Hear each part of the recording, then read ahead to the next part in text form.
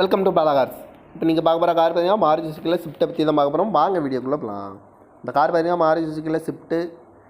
அவனோட மாடல் பார்த்தீங்கன்னா 2009 ரிஜிஸ்டர் பார்த்தீங்கன்னா 2010 தான் ரிஜிஸ்டர் பண்ணியிருக்கு. இது ஒரு வீடியோ வேரியண்ட் தான். ஓனர் பார்த்தீங்கன்னா 3 ஓனர் வரும்ன்ருக்காங்க அந்த வண்டிக்கு. இது ஒரு டீசல் வண்டி தான்.